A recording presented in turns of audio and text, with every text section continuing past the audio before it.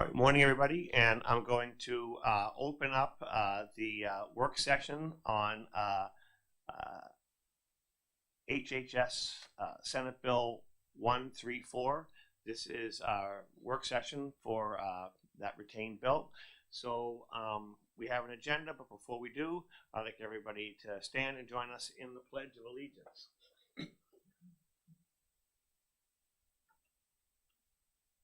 I pledge allegiance to the flag of the United States of America and to the republic for which it stands, one nation, under God, indivisible, with liberty and justice for all. All right, so I want to thank everybody for coming, and I especially want to thank Representative Markell for bravely giving in to being the clerk. So the reason that we're here is that Senate Bill 134 came to us in the spring, which was bringing back work requirements to Medicaid Advantage, the Granted Advantage program. And so we tried to do this back in 2018, 2019, and there was a lot of balls in the air with respect to where the federal legislation was going to land. Since that time, those balls have landed and we have a better feel for where we are. So the committee, in its wisdom, decided to retain the bill. And so what we're going to do is we're going to go through and we're going to look at where we stand now that we actually have a federal requirement so that we can implement. The question is not so much if as how and when. So what I did is I put together a little bit of an agenda. There are packets up in the front for everybody to go and grab. And this is not a fixed agenda. This is just a product of me thinking as a non-expert in this field how I would look at a process and make sure that we're covering all the steps. So subsequent to that, a lot of work has been done, apparently, which I'll bring Attorney Williams up to talk about with respect to some communication, within various parties. But we'll kind of put that aside for now, as well as putting aside the original language of Senate Bill 134. I think what I'd like to do is have the committee go back, look at what are the basic requirements of the bill, and how it differs from what we did in 2018 and 2019. And so, Attorney Williams, if you don't mind, or Director Lippman, there was a comparison table that you put together, which is basically looking at the differences between what the federal mandate is and what we tried to do in 2019. So what I'd like to do to start off, I think that addresses a lot of the initial parts of the agenda, is just to kind of understand some of the differences and some of the pitfalls. And then once we have an understanding of that, I'd like to move into Senate Bill 134 and the amended language that was kind of put together. So Director Lippman, if you don't mind, if you could take us through some of the differences. Glad to do so. I think you have the handout that's a side-by-side comparison. We did this for ourselves Everybody has initially. Okay. So starting with the implementation date,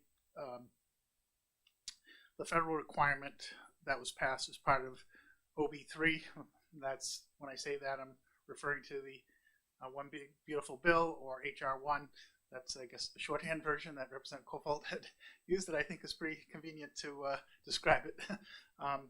But basically, there's a requirement, December 31st, 26th. There is, in this handout when it was prepared, there is language in the bill that talks about potential for an extension.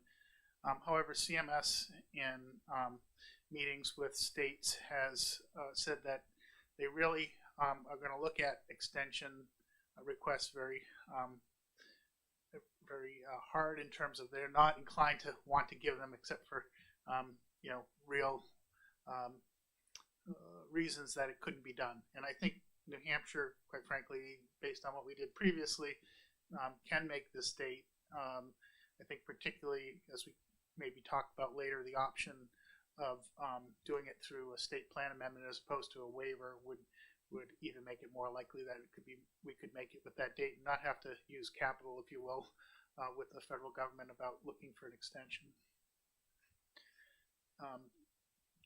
Previously, we did it through a waiver, and what we've also, in my direct meetings with CMS back in June, before the legislation was even finalized, talked about that in terms of how they're going to work through approving states, that they're going to do a state plan amendment approach first, waivers, which are more complex to put together and also have a cost to them to putting them together. They'd be secondary, and generally that's with a state plan amendment approach, they can line it up with the statute, and it's easier for them to work through and make approvals. The populations covered under affected, are the same, 19 through 64. There's an abbreviation on the federal side. MEC stands for Medicaid Equivalent Coverage. That actually is technically for states like Wisconsin and Georgia that have a special waiver exception to cover people, but not up to the 138%, which granted Advantage and other Medicaid expansion, that they would be subject to it too. So it's really not applicable to New Hampshire. So just a quick question. So the MEC, what does that stand for? Medicaid Equivalent Coverage. Okay. And so with this being a mandate, do waivers even come into play at this point, or?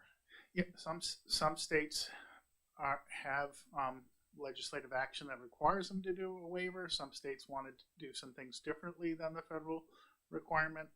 I feel, based on our experience, that going with the federal requirement has advantages for us, both in terms of implementation and the ability to also, one of the things that I think was a challenge for people participating in the prior one is New Hampshire's had a lot more nuances to it, and I think something that is going to be standardized will be able to be communicated more effectively. And I also feel that in terms of future IT expenses and upgrades and things like that, being consistent with the federal requirements will allow us to contract for IT stuff that requires them to be current with federal requirements versus having to develop standard stuff for New Hampshire each time. Just for clarification, you say following the federal avenue versus the state plan amendment protocol. So you're differentiating the two? No. Okay. I'm saying the when I say state plan, and it would be getting approval to do it based on the federal conditions that were in OB3, the bill that was signed into law on July 4th. That state plan amendment approach would be, we have to do it consistent with federal requirements. The alternative approach is, if you want to do special things for your state, is getting a waiver. A waiver comes with expenses in terms of getting actuarial work done, being subject to financial risk with respect to the federal government in terms of the performance of your waiver. And those things, when we set up the first program federally, there's about a 7-figure investment in starting a waiver and then evaluating a waiver. It's a much more detailed process. The state plan amendment, less risk, less cost, can be done, I think, on time. A waiver is going to mean take more time, more expense. And I think in terms of keeping up to date with what we want to do, that when you are trying to buy software or upgrade software, the more usually can get into contracts to keep current with federal requirements. When you have your own requirements, you're introducing sort of alphaware every time you're doing an upgrade. Thank you. Just wanted that clarification. The required hours, 80 versus 100. New Hampshire's 100 was, I think, the highest in the country in terms of the required hours. There may have been another state that had looked at 100, but generally most states were 80 or less. Qualifying activities. I think there's not a lot of difference between what we had as qualifying activities in 2018 SB 313 versus what's in the federal requirement. Generally, you can do it through work, you can do it through community service, you can do it through an education, you can do it through a combination of those things. And later on, we'll also talk about the exemptions. But one thing that is different about the federal requirement, which is stricter than was the state requirement. In 2018, 2019, you could apply for Medicaid and get Medicaid coverage, and then you would have to satisfy the work requirement on measurement dates. The federal requirement is that you have to meet the requirement unless you meet an exemption you could meet an exemption based on disability or being pregnant and so forth, that you have to actually meet it before you can gain coverage. The federal law allows states to require that once in 90 days or up to 3 times in 90 days. I would suggest that in looking at this, that to gain coverage initially versus once you have the coverage, that if you have an illness or something like that, you don't have any coverage in terms of being able to present you have a condition that is deserving of an exemption. I think it's probably worthwhile to go with one to get eligibility, and then if you want to do between 1 and 3 or 1 and 6, you have that option for subsequently. But I think the other thing you have to keep in mind too, in terms of this is along with this legislation, is a requirement to do eligibility twice a year instead of once a year. So I think that that's increasing our workload, right, in terms of the number of eligibility determinations. And I think one of the challenges that the department is trying to work through is making sure that people who are eligible, that we want to make sure we can get to their work so that we can make eligibility determinations timely. And I think the trade-off is, how strict do you want to be there? That could cause someone who needs the coverage to not get it, and also for those people who aren't even subject to the requirement, that they be impacted on the amount of work done to confer eligibility, particularly since we're looking at it twice annually. So really in their first year, you're having a 3-time look to get on it at 6 months, and again in another 6 months. So that's why I would suggest potentially considering on the initial eligibility of just doing it once in the first 90 days. So just to clarify, so what you're advocating then is the initial look back 1 month, but then twice annually it will be a 3-month look back. That I think is a policy option. I think that depends on whether you feel like you want to every single month that they have to comply, or some percentage of months. I think that's sort of a policy decision that I thought we would bring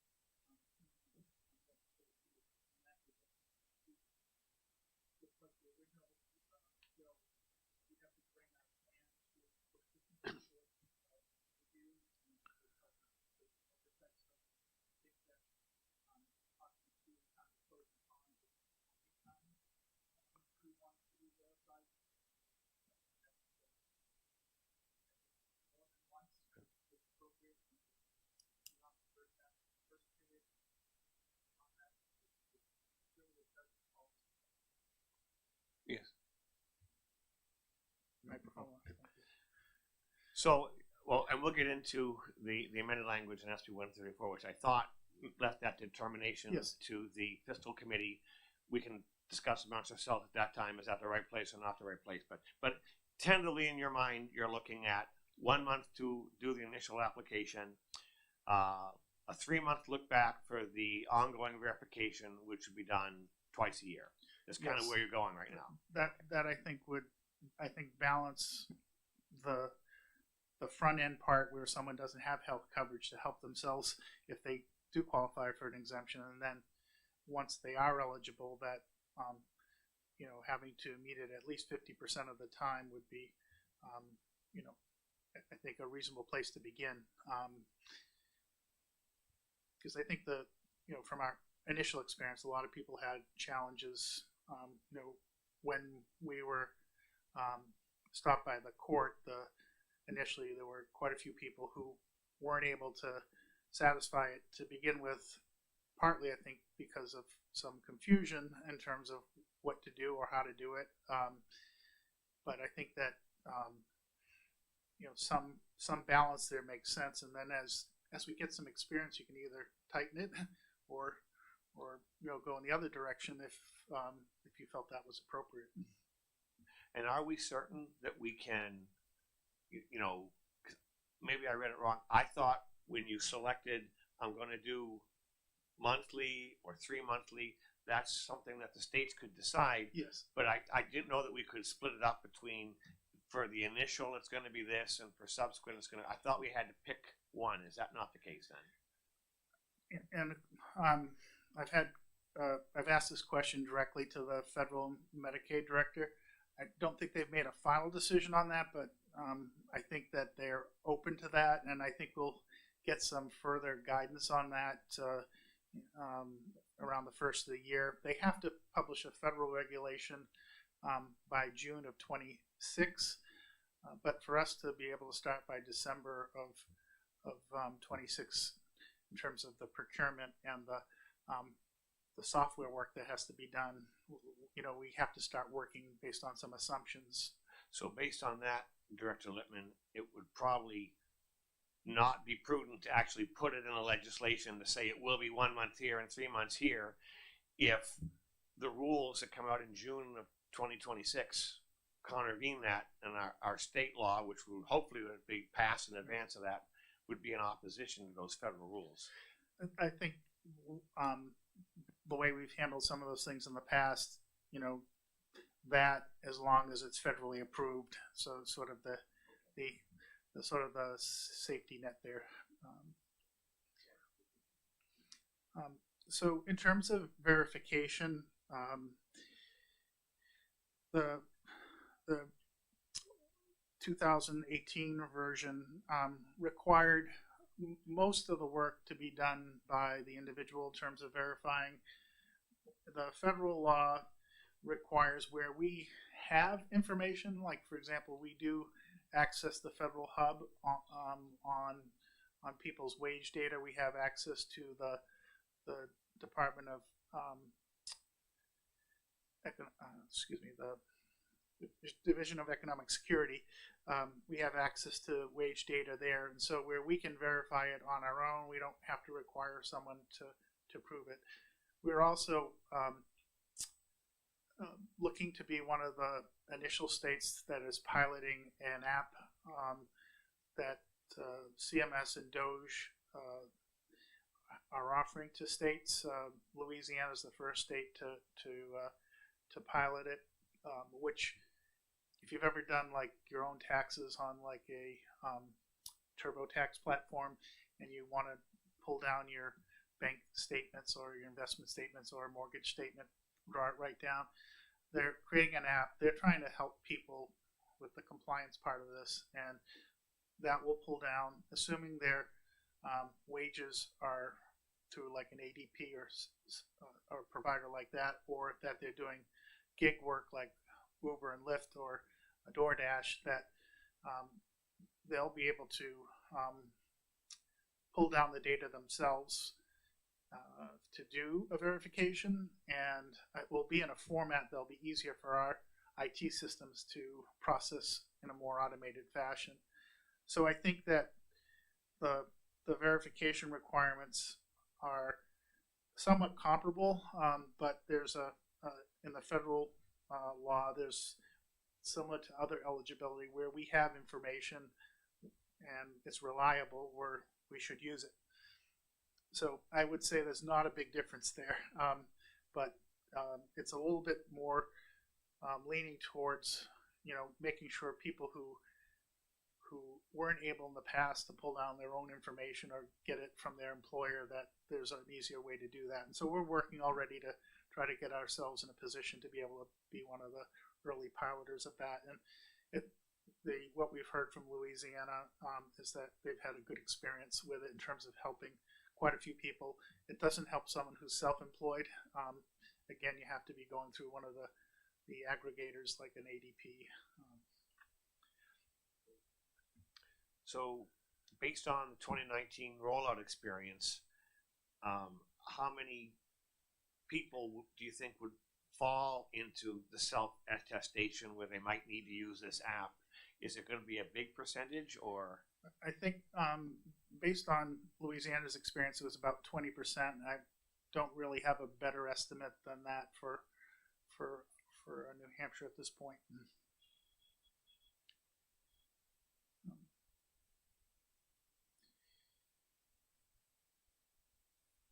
So under going to the remediation period, in 2018, we had a concept called CURE. If you didn't make the hours in 1 month, you could try to make them up in another month, and to avoid being losing coverage. The federal one, I think, is a little bit clearer in terms of if you choose something less than 6 times,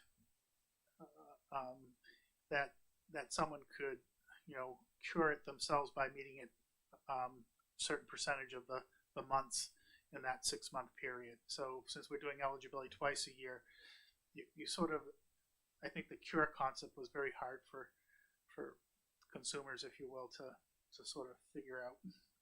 And it created a lot more work too in terms of, in terms of how to keep up with the work, and because it required a lot of manual review.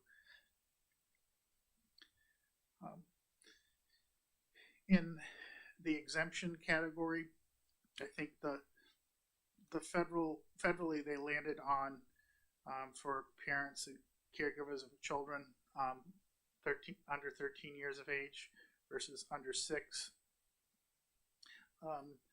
There's I think more outlined in our state statute than in the federal statute, but I think that again there's, I think, some flexibility there in terms of what states can look at for hardships in the law, but I think probably whereas we had more complexity and more hours, we had more exemptions, which again I think added to the complexity of the program and the administrative time to make it work.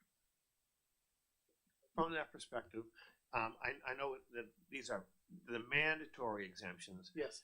And how much latitude, because one of the questions that the ranking member of the committee had was, what are the exemptions going to be? And they haven't been brought before the legislature.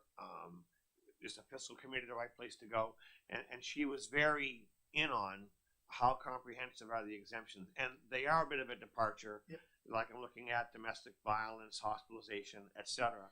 So do you have any latitude at all? Or so this is an area where I think in conversations with the head person in Medicaid federally, that they're still working through what their position is in terms of the flexibilities. So I think that's something rather than legislating is looking at what's permissible federally in terms of their guidance. They may take the position that they want to only go so far, and they're going to give states more latitude. But again, I think the more exceptions you have, that's helpful, but it also adds to the complexity.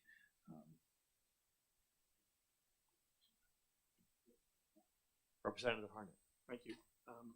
Just have a question going back to remediation. Yes. Is there any experience on this not being able to bank that time, and any experience in any states that can sort of guide us there? So there were, and I believe that the law for people, for example, seasonal workers, that they would do a certain amount of extra time in a period.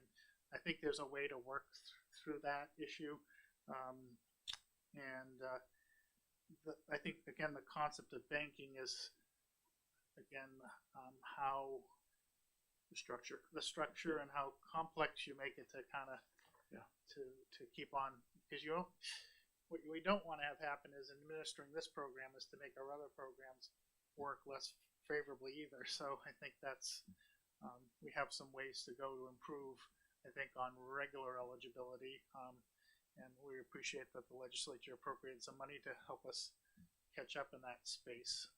But this is a big lift in terms of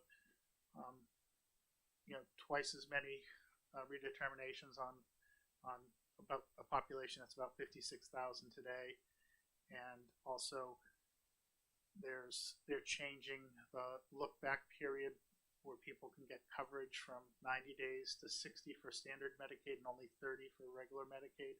So there's going to be more work that has to be done to review that type of activity as well. I'm just concerned that we balance the interest of having the work requirement with not making the rest of the program for people who need timely eligibility determinations to suffer because of that. Mm-hmm. Thank you.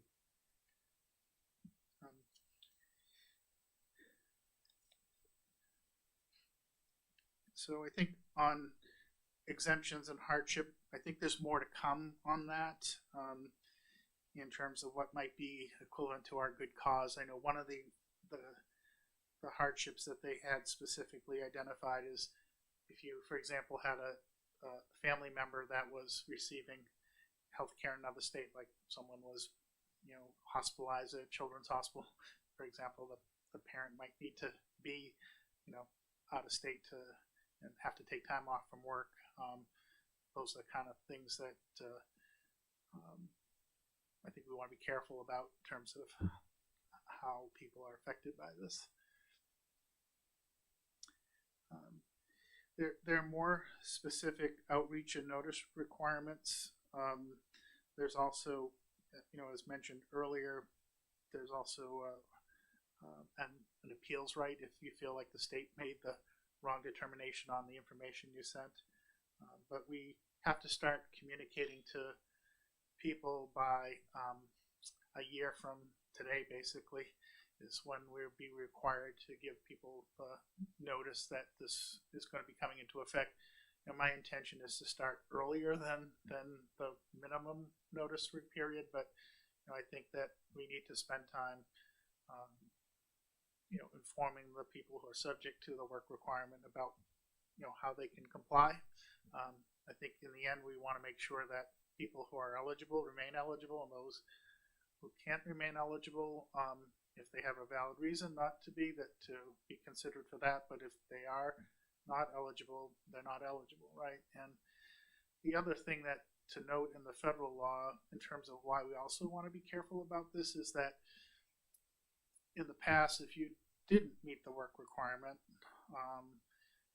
you had the option of getting ACA coverage, like the exchange coverage. The new federal law says that if you don't meet the work requirement, you also can't get coverage on the exchange. So basically, even if you could raise the resources to get exchange coverage, you'd be prohibited from doing so if you hadn't met the work requirement. And so I think, again, we want to be careful that we're not excluding people from getting coverage who need it. The implementation date is January 1st of 2027. Effectively, that's when it would be for the people, but we have to be ready by 12/31/26. But the notification requirement is what, 30 days? We actually have to start notifying them in October of the change. So 90 days. 90 days. Yeah. 90 days. So it's a 90 days. So the start of the notification is not October is when it is. Okay, that's So I think there's probably sort of two types of notices. There's the notice, I think, at the beginning of the program to inform everybody who may be subject to it, and then they'll also receive their regular redetermination notices and times of that, and we send those out 60 days in advance.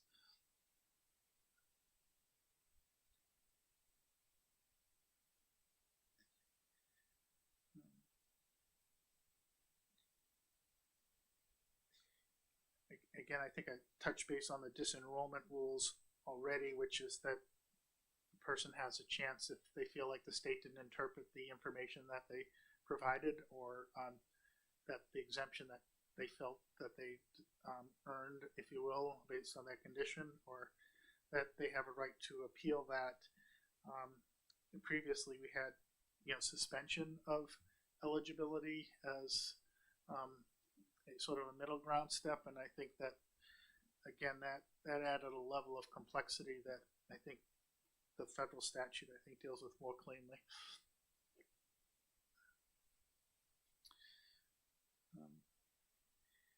In terms of delegation restrictions, we in 18 did not use the MCOs to make decisions. We did use the MCOs to do outreach and tell people about the program and to help them find help, if you will.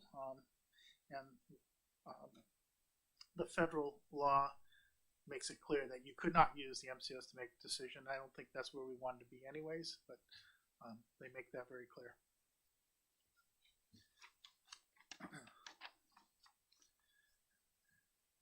So I'm on to the next page, funding support.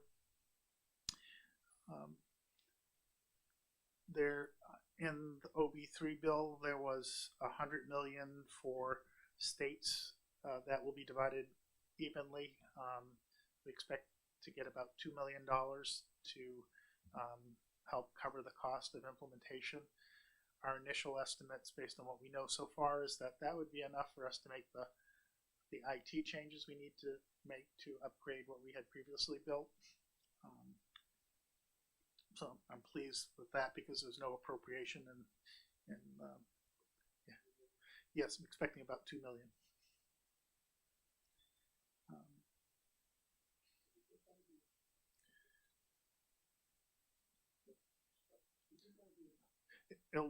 Our estimate of what to come into compliance with the federal statute, yes, that I don't know that we'd want to go forward with what we had previously, since that was, a court had already declared that that was not that we couldn't go forward with it, and had been vacated. So I think, in terms of liability risk to the state, and I think if we're following a federal statute, I think it's a cleaner situation for us than trying to do something on our own as well. I heard, and I haven't been able to find it anywhere, that there were incentives for going earlier, and where that maybe the $2 million could be bigger. Is that true or not true, or it's $2 million? To my understanding, it's $100 million was appropriated, and it's to be divided evenly among the states. I've not heard of any incentive for early adoption. I think there are some states that there are a couple states legislatures before OB3 was passed that had enacted legislation for them to meet a requirement by a specific date. But I don't believe this $100 million was intended to support that. So I think CMS will try to support those couple of states, but I think their general position is, trying to work through all these state waivers, and then they have to also get the Office of Management and Budget to approve the distinctions from federal law. That there's no way they can do a lot of that and get the majority of states stood up by the effective date. So the rulemaking deadline, we've gone through, there are quite a few rules that we had written in 2018 that need to be updated to be compliant with the federal requirements, in part, assuming that the federal government does issue their rules by June 1st to 26th, I think that leaves us about 6 months to get through GELCAR with a new set of rules, which would, I think, sync up the timing so that we could start for the January 1 of 2027 and have rules in place. Just to be clear, the HHS in your rulemaking format here, that's federal HHS, not you guys. Correct. Yes, I think that that may not have been entirely clear. Thank you for the question.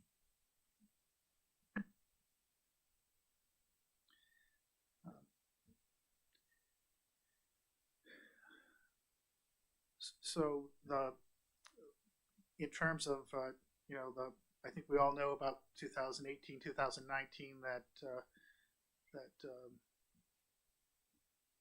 our waiver was suspended and ultimately vacated.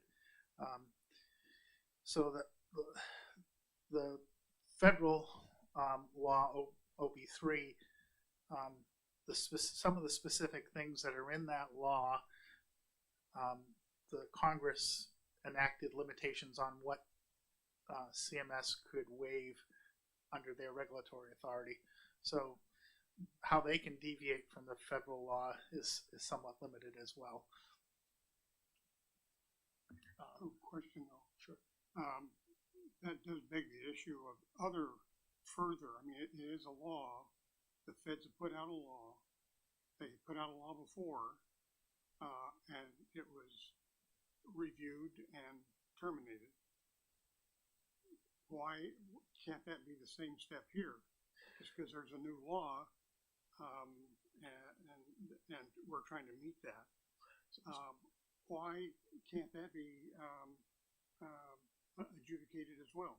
So the nuance is there was not a law. The federal court decisions were around the fact that they decided it was not consistent with the Social Security Act. Now, but there was not a law in the books. It was a agency decision to go for, or administration decision to go forward with a work requirement. Now, the agency is not coming up with their own interpretation of Social Security Act, what have you, is that Congress has acted. That doesn't mean, I'm not saying there couldn't be a court challenge to it, but it's in a different posture than an agency sort of making their interpretation, whereas Congress expressed a specific requirement for it. Now, a subsequent Congress could come in and change that law too, but I think at this point, it's a requirement to implement this or implement something that would be acceptable, because that's the law of the land as it stands today. And I guess I'm saying the most efficient way to do this, both for I think the beneficiaries and for the state in terms of its cost, and making sure that we're not having experience in Georgia who were able to get their work requirement somehow through the district court down, and they were subject to, but they had a real issue in implementation where they made their work requirement so complex that it took workforce off of approving people who were applying for long-term care or CFI or things like that. So I think you want to balance what we're doing here to make sure that we don't swamp with so much complexity, swamp our workforce that's processing applications. And I think the federal law does, I think, a reasonable job balancing those types of issues. I know there's some people who don't want a work requirement. At this point, it is a requirement, and trying to find the best way to meet it, to meet the intent, I think, of the legislature here and the federal intent. Did you have a follow-up for Senator Woods? Well, I do, but not on that. I just wonder, the rules that we're waiting for may well impact any legislative decisions that we may promulgate as well. So we're sort of betwixt and between, it seems to me, because the rules, and the rules are going to be huge. I mean, who's frail? And on and on. What is treatment for SUD? These rules are just encyclopedic. So it seemed like we're sort of a little bit at cross purposes, a little bit trying to make a plan, but we don't have the rules by which we have to play.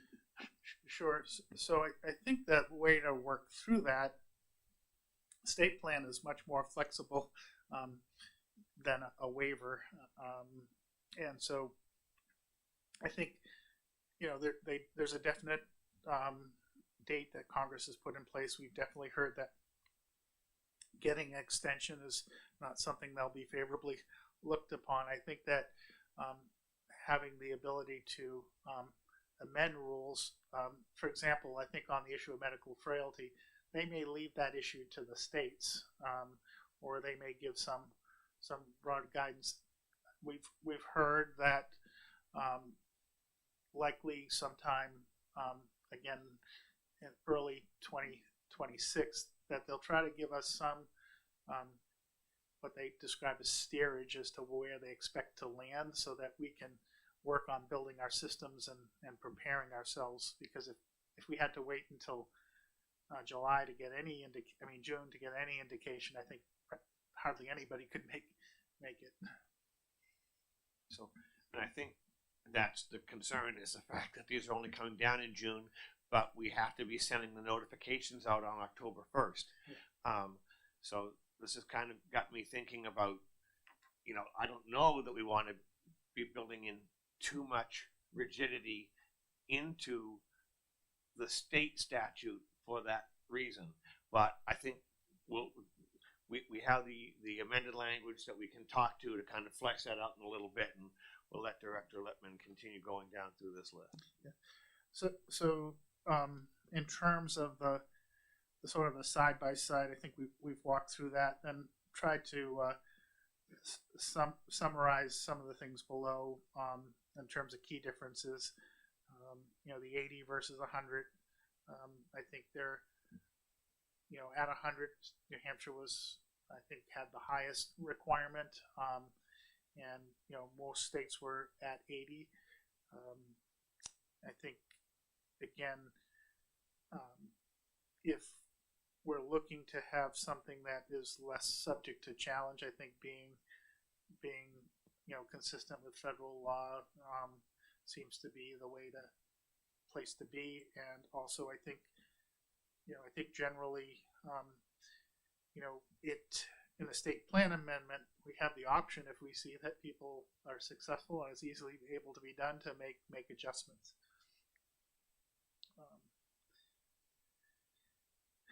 In terms of the exemptions, I think New Hampshire is broader in the 2018-2019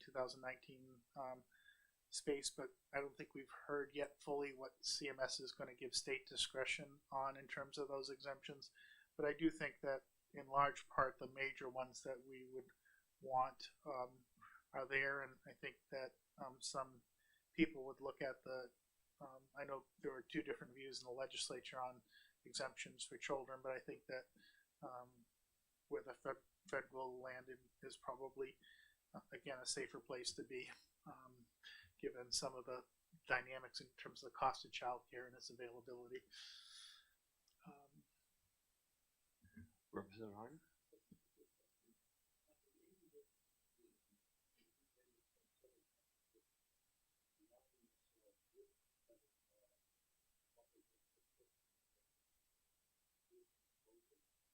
Yes. I believe so. I mean, in terms of, let's say that generally that states that adopt 80 have more success in terms of the amount of churn that they have in their program, people losing coverage. That if we're at 100 and we're having much higher churn, I think it exposes us to, to challenge. You're welcome.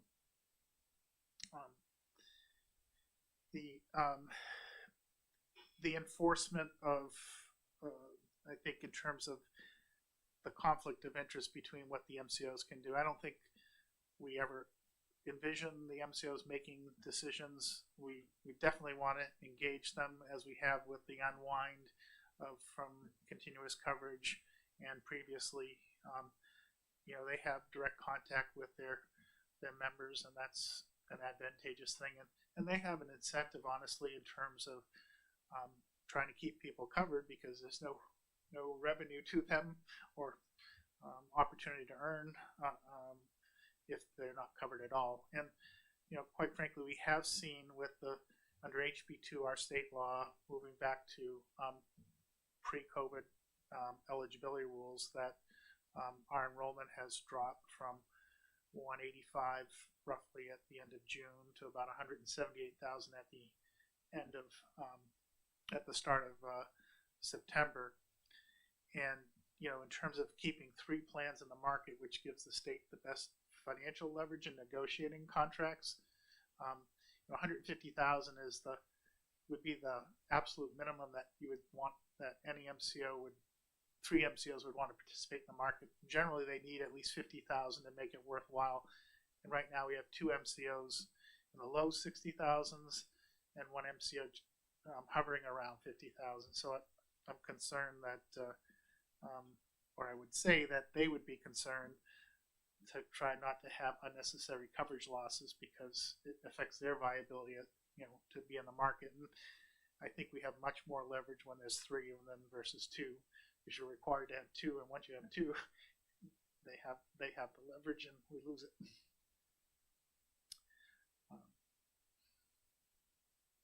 I think that the funding, for in HR1 OB3, that was not available previously, but there was federal match at a high rate when we built the original system. We only had to pick up 10% of the cost, and it was about a $4 million or so investment to build the system, and we think we can fully update it for a little under $2 million. And the legal authority, I think the question that Representative Woods talked about, I think that we're relying on federal statute as opposed to agency authority in terms of adopting it.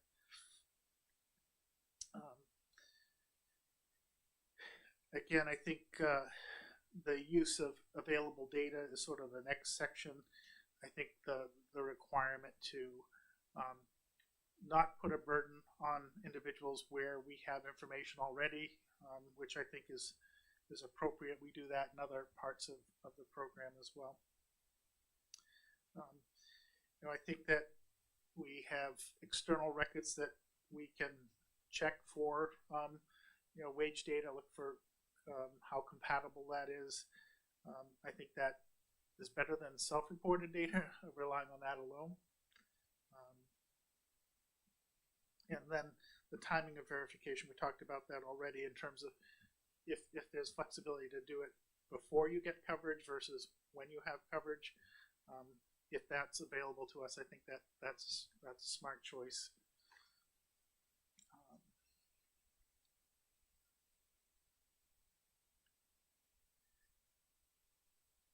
Then on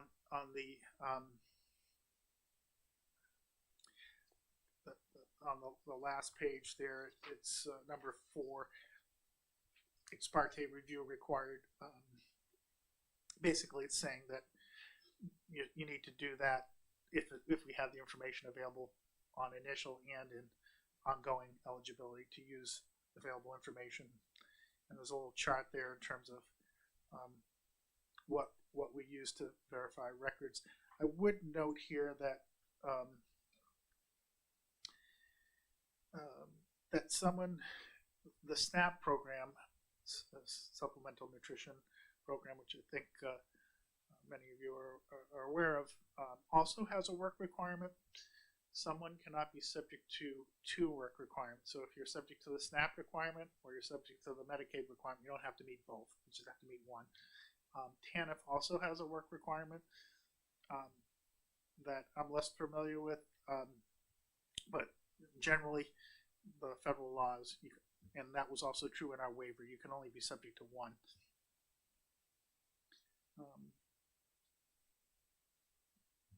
I think that pretty walks through pretty well. I think this is a good takeaway piece as a reference as you think about it. Yeah, thank you. I mean, this is very, very helpful. I think, for everybody on the committee to kind of look back and understand what was our experience and how this differs. So, thanks very much for that.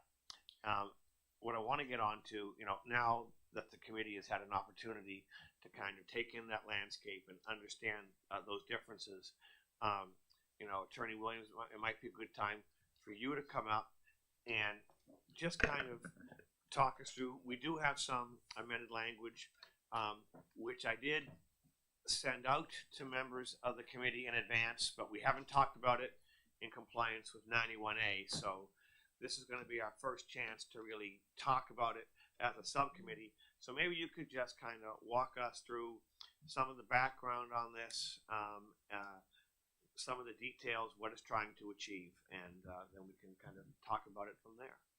Chairman McLean and members of the subcommittee, for the record, my name is John Williams. I'm the Legislative Director for Health and Services. I am an attorney by background. By way of introduction, you have been provided with a copy of draft language, and I'm just holding it up to make sure that you're following along in the same document. This is a work product working along with the governor's office. We also worked with Senator Pearl, who gave us the complete permission and actually encouraged us to engage this subcommittee as it related to Senate Bill 134. And so we are here today to just give you a walkthrough and an understanding and to address any questions you may have relative to this draft language. So the first thing to note, and I think it goes a bit to the fact that anytime there is legislation enacted, all legislation has the possibility of judicial review. We, as a state agency, have to honor those laws and enforce those laws that are actually passed by you, the legislature, particularly at the state level. I'm referring now to Section 1 of the bill. There are three parts to this, essentially, in addition to the effective date. But Section 1, and if you happen to also have a copy of SB 134, which is with this committee, you'll see that the language is nearly, if not identical, to the language that was adopted in HB 2 as part of the process. So, to Representative Woods' point, I just need to bring to your attention that the legislature, you have already adopted as part of HB 2 the language in Senate Bill 134 in Section 412 of HB 2. Why it's critically important to talk is typically in front of a committee like this, if a bill has been enacted, such as in HB 2, you may even be considering doing something other than passing it, interim study or other actions. The reason why it's so critically important to engage you and to work with you directly is because of the importance of getting past language that makes this effective for New Hampshire in terms of either cost savings for implementation purposes, as well as posturing us in a position that we're going to get more immediate review by the feds for our approach to honoring the federal law. So in Section 1 of the bill, the changes that we're seeking that are already under current law under HB 2, which mirrors that in Senate Bill 134, is to first change the effective date, because you'll see that currently under state law, the effective date was January 1st of 2026.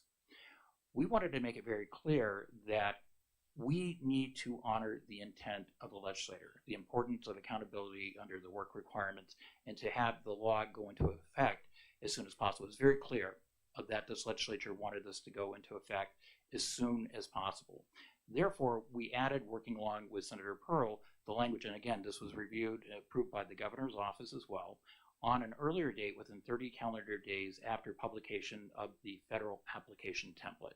So when Director Lippman receives that notification, we have 30 days from that date to start the entire process of submitting to the feds the appropriate documentation required under HR 1. So those are essentially the changes that you'll see in paragraph 1 in Section 1, and this is all in chapter law. This is not in this is in session law, not in specific RSA. So this is still effective law. It carries the same weight as an RSA, but it's in chapter law or in session law. Section Roman paragraph 2 is the reporting requirement that you'll see also that was included in the underlying Senate bill, retained Senate Bill 134, which dealt with on the November 1st of 2025 that we would submit a report and then annually thereafter. Because of the flexibility being sought here of having it go potentially as far out as December 1st, but our expectations are it's going to be much sooner than that, there would be a quarterly reporting requirement. There is a need to keeping the legislature fully informed as we progress through this up until the point of time that we, in fact, are able to make the application to CMS. So that's section 1 of the proposed language. And I just wanted to let you know that in the Senate, Senator Pearl, again, wants to make sure that we're aligning the language that the Senate is working on with your bill for your consideration here as well, that the language here would be in concert or in alignment with federal law. So we're deferring to the federal directive in terms of our approach to proceeding. Another important point to mention, and Director Lippman actually alluded to it as part of his commentary, in the cost savings, current state law has us having to provide an 1115 demonstration waiver. That, in essence, if that were to stay in law, in current law, that would put us to the back of the line for consideration by CMS as opposed to the front of the line for our application process, and also would preclude certain financial opportunities that the state could have to funding this program. So it makes sense to removing that language and allowing us to do exactly what is specified here about the required documentation to be provided to CMS. And I'll stop with that because I think this is really, the next two sections are important to converse with you, but I think this is the heart of what we're trying to get to. Yes, I think that's fair. And then I think this is also in terms of the current statute, it leaves the current statute that's from 19 still in place, but it instead of taking it away and erasing that work, it pauses that as long as the federal requirement's in place. And Director Lippman, he is a great segue to the next section, and I was holding off on getting to that. I wanted to make sure first that we address any questions you have regarding the amendments to the HB2 language. So just understand that Senate Bill 134 has been passed in its current form in HB2. These are the requested advantages that we could obtain in New Hampshire by making these changes. And I think procedurally, just before taking question, procedurally, where this bill has already cleared the Senate and it's with you, it's very likely possible that the Senate bill that is filed by Senator Pearl will be coming after this bill. This bill will be the first bill to go out, presuming there's a recommendation from this committee, from the larger committee, to this approach. It is conceivable by January that we could have something heading to the governor's desk for action.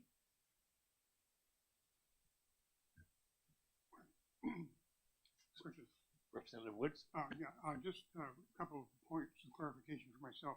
You referred to in section 1, you referred to a 30-day window.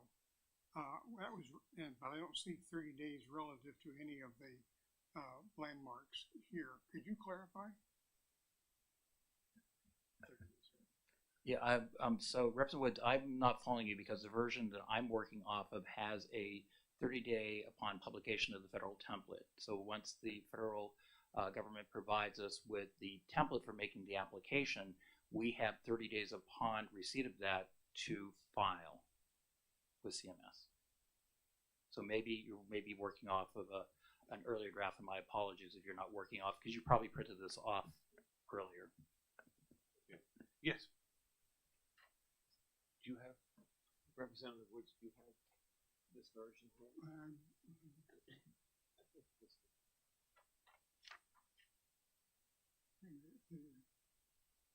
not seeing 30 days. My eyes are failing me. While we're looking at that, you mentioned a section that's passed in HB2 part. What?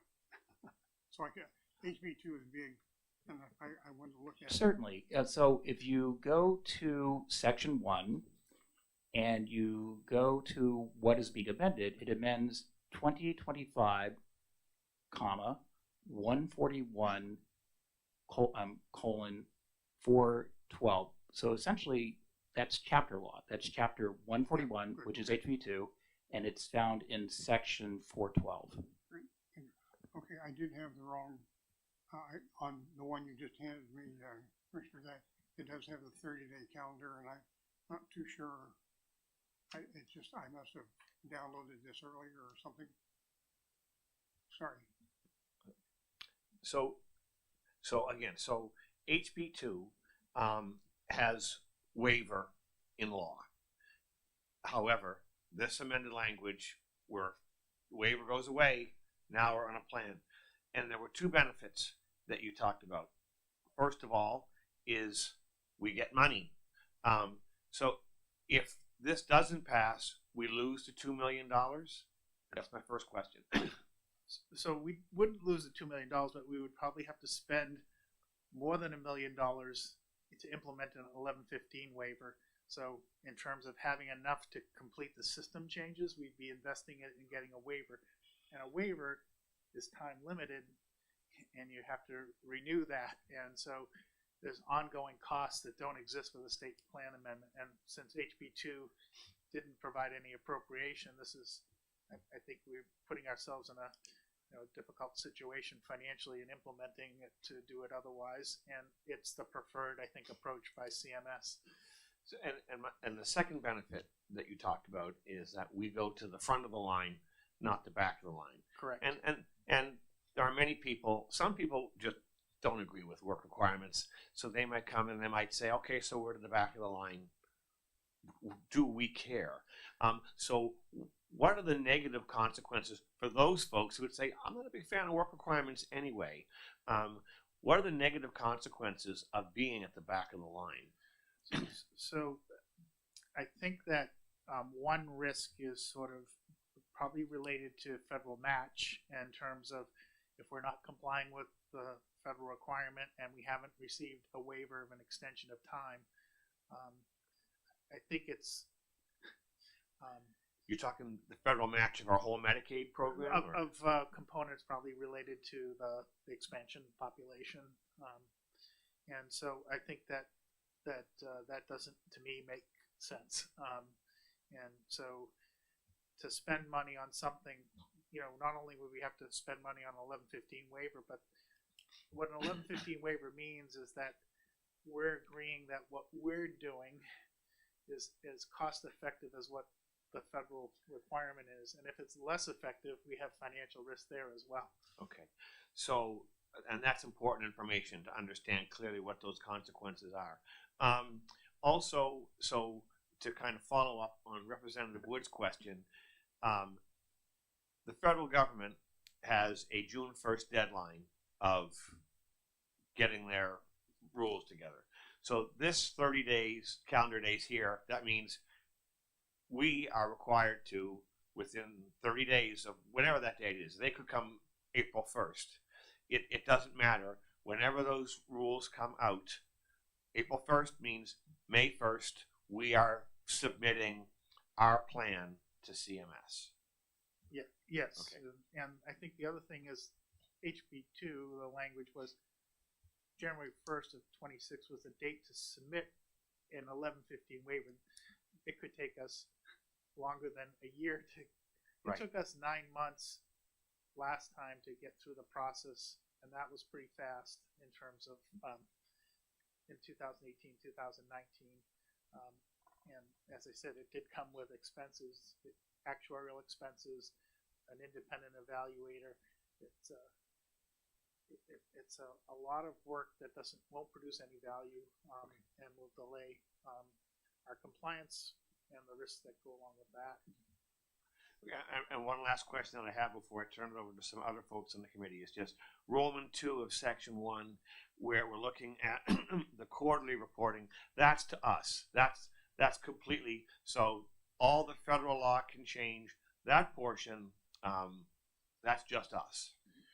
Right, and I think what we're trying, from a good faith standpoint, because the landscape changed on July 4th, because that bill got signed, that wasn't anticipated when HB2 was passed, and so we feel like we want to keep you informed of what's going on, because we obviously understand that the legislation passed and it's a priority for the legislature. So we feel in exchange for some flexibility to do it on a state plan basis, which is in the best interest of the state, we we want to honor that and communicate more frequently. Did anybody else have any questions on section 1? Good. Oh, do you have a question, Representative? Actually, my apologies for jumping in, but we hadn't completed a review of the language yet. I stopped with section 1. We do have sections 2 and 3, but if we could have your to do that. Go ahead, thanks. Let the record reflect that Representative Harnett said, please, oh please, yes, go through the remainder of this legislation. So section 2 is essentially contingency language. It allows for a suspension of current state law, because current state law, and you'll see it's referencing here to RSA 126 AA:2, where the work and community engagement requirements that were set forth back in 2018 in the legislation back then. So if we're going to honor and align with federal law, we need to suspend those state requirements that are otherwise maybe out of line with the federal law. So for at least a duration of H.R. 1 and its enforcement, we would be seeking to suspend that portion of state law that it relates to the community engagement and the work requirements. Now, some level of brilliance was written into it that if the federal directive were to end for any reason, the commissioner is required to immediately, and I stress immediately, inform the director of the Office of Legislative Services of that, and therefore removing suspension and then putting back in force the current state law. It will be up to you as a legislator to determine what, if anything, you want to do with it, but we want to honor what was created in the past legislative sessions under that, but we need to have a clear suspension during the period of time that we're honoring the federal directive. So, any questions on section 2? So, Suspended. so again, just to clarify, if a new federal government comes in and if H.R. 1 goes away, work requirements will stop in New Hampshire until we go in and revisit a waiver. So at that point in time, so if federal law stops, it stops in New Hampshire, we have to go back and we have to develop the waiver. Is that my correct process? Yeah, you would have the state law which would guide us in preparing the waiver. And I think we probably, the reality is, I think that rather than having to start all over again with a blank piece of paper, you'd be starting with something you could amend as opposed to, start from scratch. Representative Kofalt. So SB 313 presumably directed DHHS to submit a waiver. Are we, and I understand what you're saying is we would suspend that section of statute, but if the community engagement is ever rolled back at a federal level, that section of statute would be reinstated. Is the directive to go out and submit a waiver still there, or did we remove it in essence? No, I think we'd be required to go back again. I think obviously a waiver is something that ends up being negotiated with the federal government. And if you look at the law, there's that kind of language in there that, the conditions that we propose have to be accepted federally. I guess another way of stating and this is, we're getting into sort of really technical questions about this. Or would we be rolling back to exactly what we have now minus a directive to submit a waiver? Or have we removed, in section 1, have we removed the directive to submit a waiver? And would we be rolling back to, yes, we want this program, but we're not asking anybody to submit a waiver?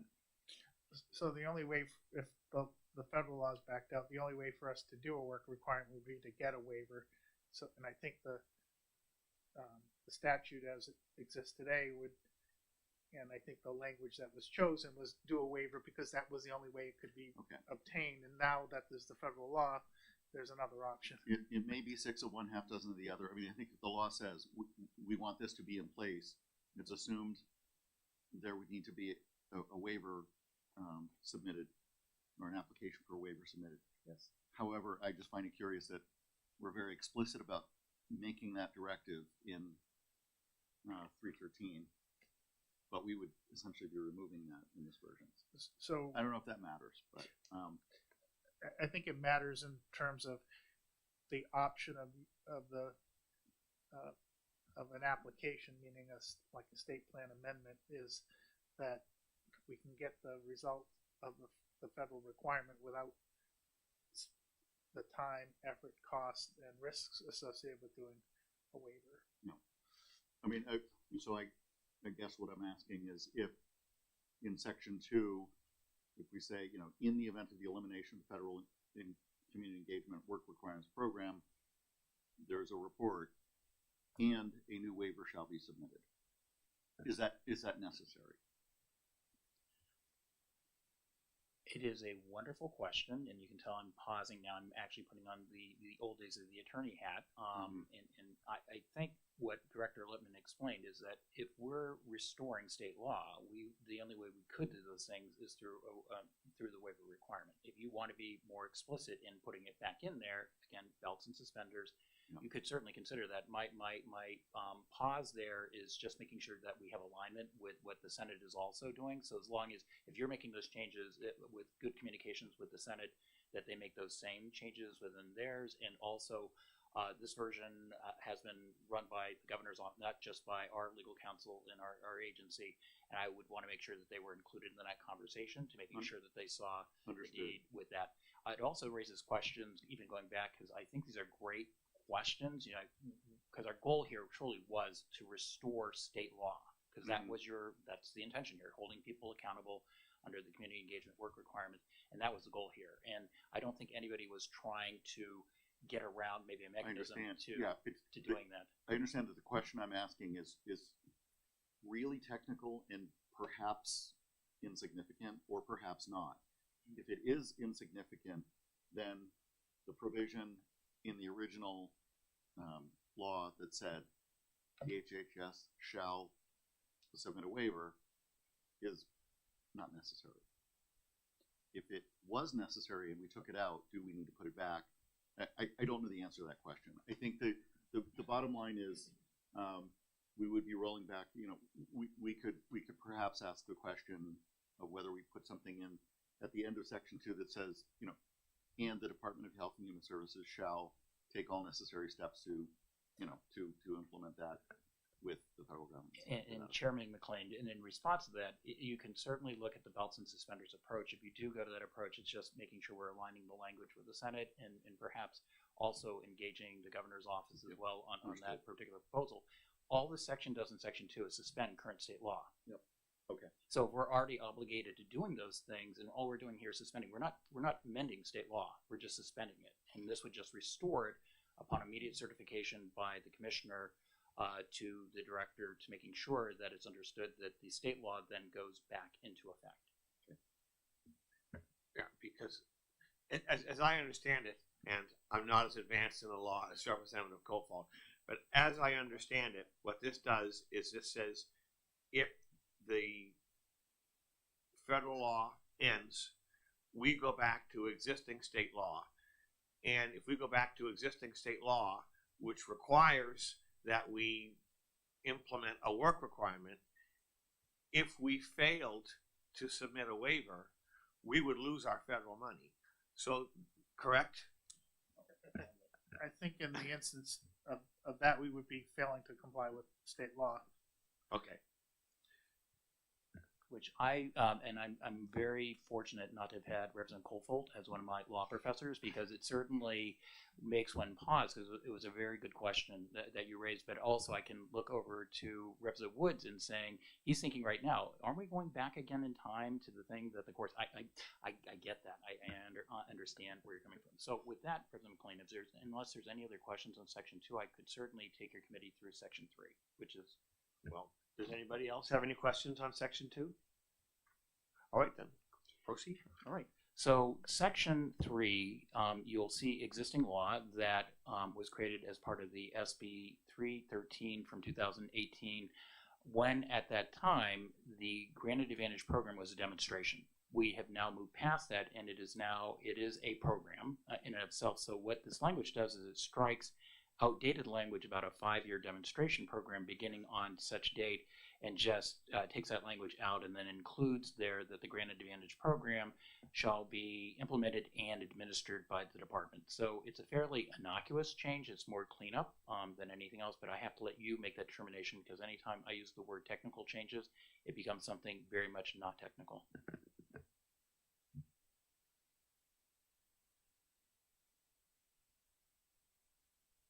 Questions on that part? All right, so I think I'm clear with that. Does anybody else? Representative Hartnett, you said that you had some other questions that you wanted to hit on. Yeah, I don't envy you having to manage this. There's extraordinary healthcare challenges, healthcare infrastructure challenges, technology, political, HR, etc. It's a big lift. If you could just share maybe what your biggest fear is. So I think in terms of implementing a work requirement, I think is one thing, making sure that people who are, I think as I approach the whole program altogether, is that people who are eligible should gain eligibility. The right people get the right stuff. Yeah, that someone is not, for administrative reasons or complexity reasons, denied something they're entitled to. On the other hand, I also feel to be responsible for the state budget and requirements that someone who's not, they're not eligible and they shouldn't be eligible. There are potentially other programs that can help them, and that I understand there's changes happening outside of Medicaid, but I think in terms of my responsibility is to make sure we're running an effective program in terms of those who are entitled to the benefit should get the benefit, those who aren't, I'm sorry that we're not able to provide a benefit, but you're not eligible. Appreciating that point, is there anything more you'd want us to know or that you haven't said about that concern? I guess just in general that the OB3 has a lot of requirements on the department aside from the work requirement, and we're going to try to make sure that we don't get overextended, so that we're not fulfilling what we intend to do, which is to make sure that people who are eligible get the benefits they're entitled to, and those that aren't, that we also work to move that. I also am concerned that for the viability of the overall managed care program, where we pick up 50% of the cost for the outside Medicaid managed care, that we don't do something that undermines our ability to have 3 MCOs, which then takes away our negotiating leverage on that part of the population. So I think there's a balancing act here of interest, and we're also dealing with hiring freeze in terms, and also in the eligibility area, we have among our highest vacancy levels. We're over 20% vacancy rate, and so I think we're trying to improve the level of automation and different things and to re-looking at all our processes to see where we're not adding value to the program. But I really do feel like there are so many changes coming at the department. We're in integrated eligibility. There are major changes in SNAP as well happening. Not to get too far off the field here, but in the SNAP program, OB3 shifts the administrative cost of the program from 50-50 federal state to 75 state, 25 federal government, and we have to pick up about $5.9 million on an annualized basis. It'll be 4.4, I think, in the first year, because federal fiscal year is when it goes into effect. So I think in terms of that, and then also if we have an error rate above 6%, and New Hampshire has an error rate below the national average, but if you have an error rate over 6%, the state has to pick up a percentage of the cost. Starts at, and the program runs at about 158 million. So the first level of error is a 5% pickup of that, which used to be 100%. So if we keep our error rate below 6%, we'll have no financial obligation. So I'm concerned about stretching that eligibility team that's short-staffed with major changes coming, that we balance things out here so we don't incur cost requirements that we don't have today. And Chairman McLean, if I could just add to that, the commentary Director Lippman provided very, very helpful, but it does go beyond the scope of the legislation in front of you, and trying to keep this intact, that there are other vehicles for your consideration, particularly around the error rate. I know that Representative Mark Pearson actually filed legislation on the subject matter, and there's you could certainly late file legislation on germane amendments on other bills, but our goal here is really to try to keep this as lean and nimble and as consistent with federal laws as we can. I wasn't suggesting to go any further than what's here, but I just, in terms of the question, in terms of the bigger picture, in terms of making sure that we do what we need to do to not deny someone eligibility that otherwise is eligible. No, I totally agree. And you got a follow-up question? That's just a brief comment. I don't envy you. I think this is an exceptional challenge. You articulated a variety of concerns you have. Thank you for that. I hope you'll be conversant with this committee moving forward, because I would second those worries, and I hope you'll keep us informed about how you're doing so we can respond. We appreciate that, and we do want to stay in touch with you because, you know, you're closer to many of the people, they're your constituents, so we want to make sure that we're treating people the way you want them to be treated. All right, Representative Colfault and then Representative Woods. Thank you. Understand, clearly, so SNAP is should be treated as a separate issue, keeps things cleaner. Got it. I did have a couple of questions about, if I look at this side by side, I see under verification requirements, I see required attestation in SB 313. So am I to understand then that self-attestation is not accepted under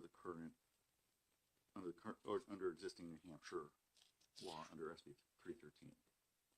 So generally it would not be, but there are exceptions that come into play where, you know, for reasonability, like for example, occasionally you'll have an employer who won't cooperate with providing something, and if we get other reasons to, you know, we know what job they have and we have understanding of what the hourly wage is for that job, generally we might take a self-attestation where they're not getting cooperation from an employer. Okay, so I guess where I'm going with this is, would we potentially be, so it sounds like we have a good system in place, or there were some good decisions made around attestation for the state program. To what extent does that go away, or does any of it go away under the federal program? And I mean, I think I saw somewhere that the states have some leeway in how they approach that. So I guess where I'm going with this is, do we need to consider, or could we consider anything legislation that would specify some parameters or some guardrails for that? I don't want to get into micromanaging, but would it make sense for us to put some guardrails in with respect to sort of verification of meeting the requirements? And then a sort of related question has to do with exemptions, sort of whether MCOs specifically would be disallowed from making a determination about exemptions.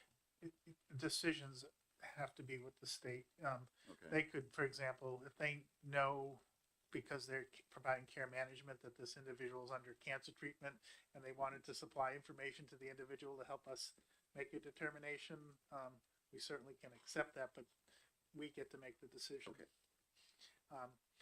I think, you know, I guess the process of where we are today, right? We know we're going to get certain federal clarifications of where they want to maybe draw some lines, and we have rulemaking that we have to go through.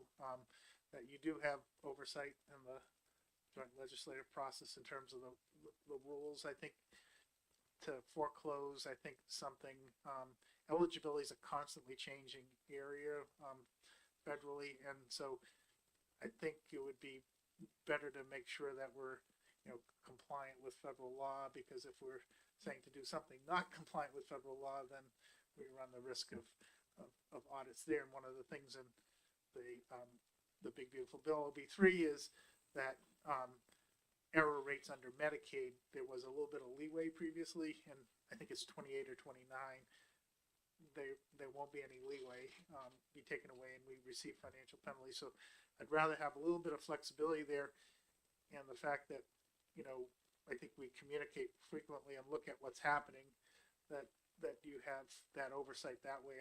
I think I'd rather share information and have you judge it as opposed to make a judgment ahead of experience. Thank you.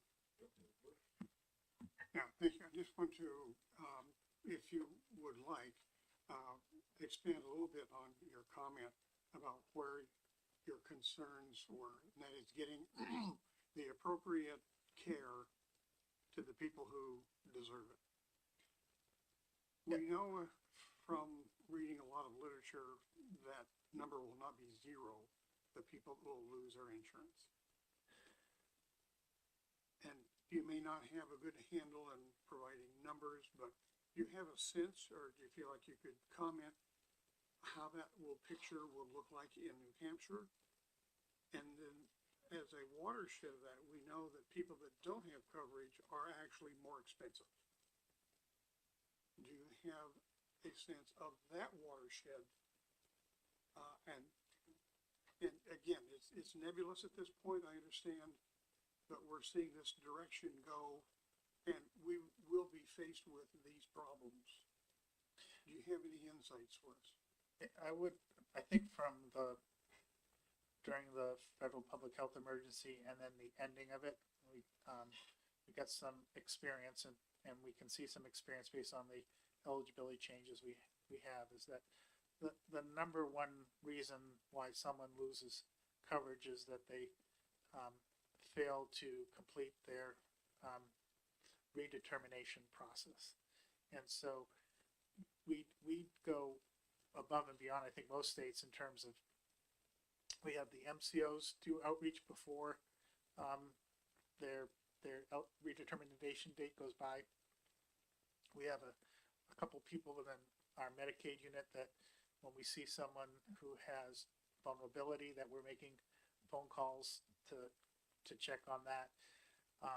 But in terms of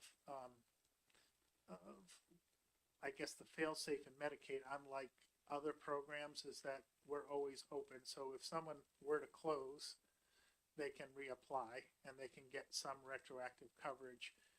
It's best not to have that, what we describe as churn. It takes administrative time to bring someone back on, right? And potentially a gap in coverage can leave someone with expenses, bad debt, right? And it's also could be interruption of continuous care. But unlike Medicare, unlike commercial insurance, we have a continuous open enrollment period. So that, I guess, is one protection within Medicaid. It's not ideal. But, out of, say, 12 or 13,000 redeterminations we're doing a month, we probably are seeing about 2,500, 2,800 people close for failing to redetermine. We have seen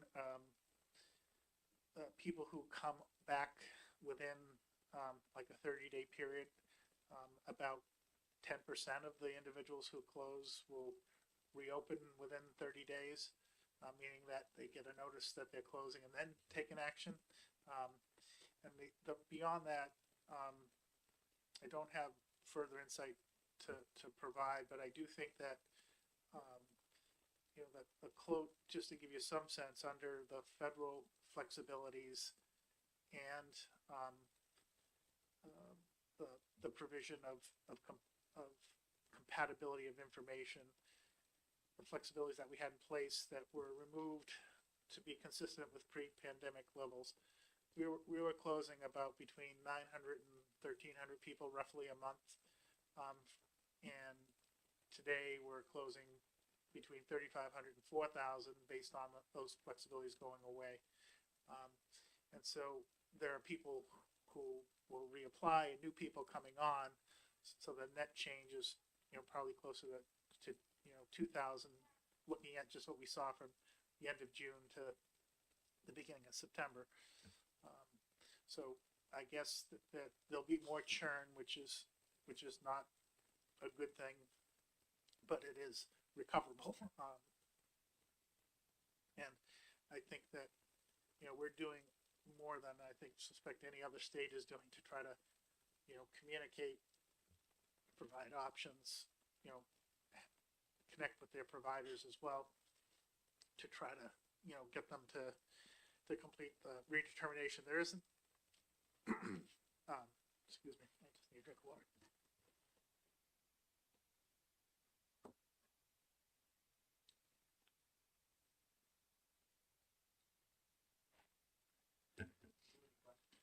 I talk too much.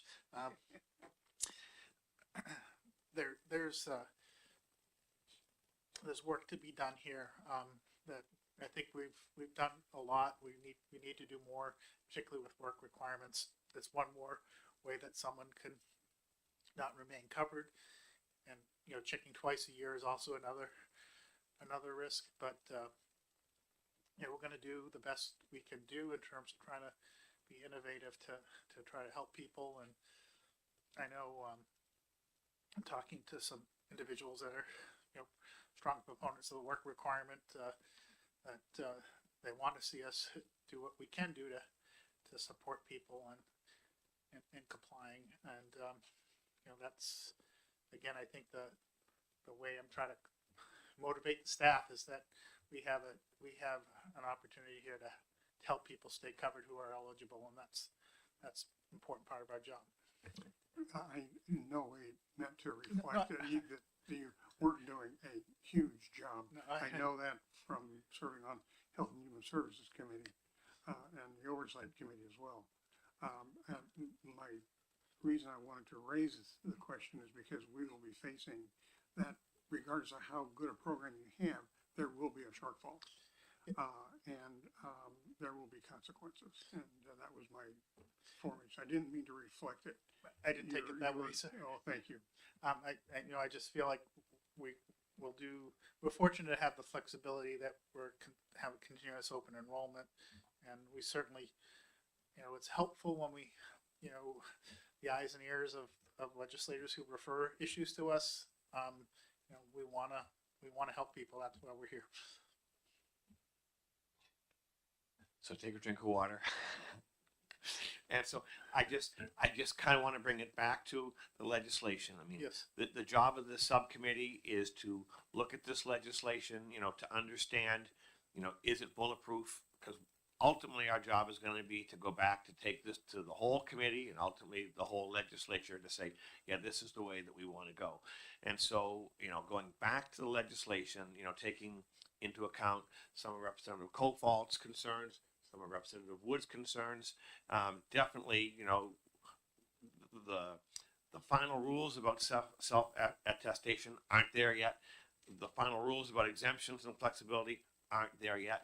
And I do think, though, the way that we manage the, minimizing the interruption of care is to leverage that flexibility. So, with that being in mind, that we want to have clear guidelines, but also have flexibility as we look at this legislation, which is what we're here to provide you with, so that you have what you need to do to go forward. I can understand now, having heard all the testimony and the discussion, why we're going to be putting things into the fiscal committee as opposed to coming back and having it concrete in the legislature. But is there anything else in this legislation that you see as a pitfall to implementation, so that some of the concerns that were raised would be problematic? What do you see as pitfalls, and just how's the land laying to you? Yeah, I think John mentioned I think it resolved the pitfalls, but I would also just point out that the legislation on the books saying go get a waiver, that meant that we likely wouldn't have got approved exactly what we had before. We'd have to make modifications to it, and we wouldn't know what those were until we got into negotiations with CMS. So I think this resolves the issues, gives us a cost-effective way to get there, gives us a timely way to get there, and there's a chance to continue to make changes to it, either through legislation or state plan amendments. So I think that this does resolve the issue, and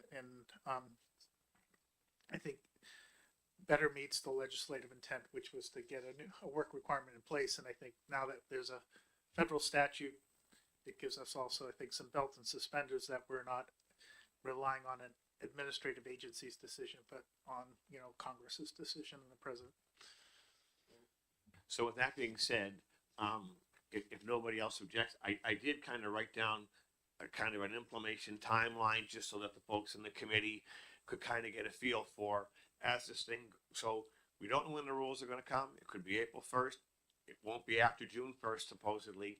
So you were saying that assuming that it's June 1st, which is the latest that the feds could come in with it, you would be looking at this first step notification of the requirement going out to people. That's October 1st. You're going to hit the ground. And then could you just walk us? I have some other stuff here in the timeline. Could you just kind of walk us through that? I don't know if you have the agenda in front of you. Yep. I'm just trying to get a feel for, if I'm looking at all these steps, are we lined up, and are we going to be meeting that January 1st? I guess working backwards from January 1st is that I think we have a plan to get there for January 1st. I think we have to kind of our plan in terms of key milestones. Okay, is we are looking to, in January of 26, to get as much as we have available, and to start to we'll go to the executive council to get approval for contract amendments, to start to build out the specifications for changing our software. Those requirements may get modified along the way, but I think basically we need to have some spending authority from the executive council, sometime January, February timeframe, to be able to start to build the system that we would hopefully have it sort of substantially figured out by June 1st or thereabouts, and that from the time the final rule is specified, we would complete the system modifications. Now, in parallel with that process of getting the system ready, we would also, whenever CMS provides the opportunity to provide the state plan amendment, right, option, we're committing to within 30 days to prepare that and bring that forward. So that could happen, I think, anytime between January and say the end of June, that we would see that document. But I don't think that affects our readiness to go for January 1st, because I think we have to, whether we do a state plan amendment or do a waiver, we have to begin work now to make a January 1 of 27 date of actually implementing it. So high level, we need funding to make system changes. We need to go to executive council around the first of the year to do that, and then we need to engage with our vendor to come up with the specifications that will get finalized, and then we need about a 6-month window to build and test those changes. And then on top of that process is another critical path item, is to get the state plan amendment done, assuming the legislature authorizes that. And then also on top of that is sort of the communication plan and the we're already starting to work on getting, getting rolling on that kind of activity, as well as, how we work with the MCOs, how we might work with employment security. And we've had meetings this past week with employment security just to start to talk about how they can play a role in assisting people. We've got the pilot that we're pursuing. I'm hoping to within the month of October to get that rolling with CMS as well. The app that I talked about earlier. So I hope I didn't confuse the timing, but yeah. So my question would be, let's say that the federal government comes out early. Would there be an opportunity for us to implement early? And the reason I ask that question is, I don't know if we implement on January 1st, 2027 and things don't go great. Yep. And we need to pull back in certain areas. Is the federal government okay with that, or what are the consequences of that? Yeah, I think that that's not a straightforward question for me, but I think it's there's no way that we can just wait till we get perfect information, and I think that it would be months out before you could really determine whether the implementation has got challenges or not. And I think that what you typically would see is some sort of corrective action plan in cooperation with CMS. If we self-identified a problem that, let's say software didn't function exactly the way we have that, usually you work together with CMS and come up with a way to work through that. So that being said, if the federal government was to come up with their rules early, is your plan as it is right now, okay, we'll try to implement early, or we're going to take advantage of all the time to troubleshoot?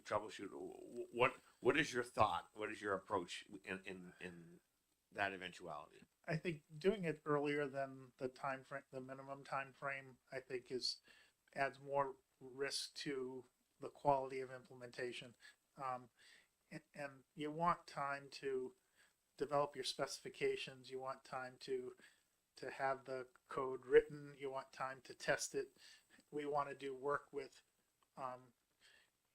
to support people and being able to, we need to work with employment security. We need to work with other parties, I think, that can support people who can be compliant to be compliant. And so I think that work plus, what we learned from prior experiences, it takes a while to get people to understand what they need to do. And so there are a lot of changes coming, so we want to make sure that we have enough time to not have the reason of failure be because we haven't communicated adequately. Thank you very much. Does anybody else have any other questions or comments? All right. Well, I really appreciate you coming, and I really appreciate your candor. It's a big issue for all of us to grasp. So, but with that being said, I just, the rest of the folks in the committee, I would kind of open it up to you. We have a couple of avenues left to us. We have to report this bill out of committee by November 21st, which means, we're going to have to come back. So at this point, we have the amending language for SB 134 in front of us. We've kind of gone through some of the details as to why it's there. So I just would kind of like to take a straw poll. Do we think that we're okay bringing this to the committee, or would we, like to have some more time to maybe have some outside conversations and come back, even if it's just to have a quick yep, we're okay. So thoughts, Representative Markell? Oh, thank you. I think a little more time. I do have some questions. When you're looking at, for example, the definitions for exemptions, one of the things that came up was the definition of frail. Does anybody think it might be, perhaps I've missed it, but do you think we need definitions for community involvement? What constitutes community involvement? What may constitute work? Things of that nature? I think in that case, we will be relying on the federal government to define it so that we would not, because if we define it one way and they define it a different way, then the flexibility that we've been seeking is kind of lost, because every time they change, there is a risk, because our state law is not aligned with the federal law, that we could be losing coverage, would be my understanding. And, you know, that's, I think, Representative Wood's big concern. We're going to lose somebody, no matter how hard we try. Right. The goal is going to be to minimize that loss as much as possible. Right. So I'm thinking that is there some mechanism by which we get clarification from the folks from the feds? Director Lippman? This is an area that I've been involved in a small group of states that have been interacting with CMS and helping them plan. And this is an area that we're waiting for them to make some decisions on how much latitude they want to give states versus what they feel they need to take, and they're studying it with their legal counsels in terms of where they should land on that. But I think it's best to leave some flexibility right now. Okay. Thank you. Representative Harden? Thank you. I wouldn't mind just a little time to digest and maybe reconvene at least one more time, and, you know. So it sounds like everybody, we took in a lot of information. There is a lot to process. How about we give ourselves a couple of weeks?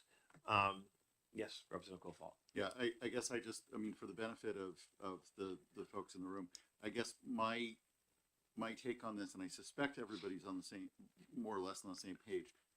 I feel like what we have here in the amendment is, like, I have 90% certainty that, like, this is exactly it, and I feel like the nice thing is that it's simple, and we actually can just defer to the federal government on a lot of the decisions here. I too would like some more time, because I want to sort of resolve that other 10% if there's any uncertainty. But yeah, I mean, I personally, I don't envision making radical changes, if any changes. Okay. But I think that would be beneficial. Okay. And I think a couple of weeks is good.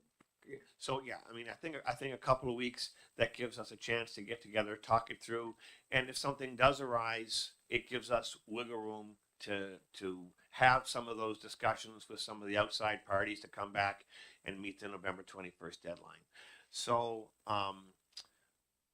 so today is, you know, I don't have a cell phone. The 15th would be 2 weeks. The 15th is 2 weeks.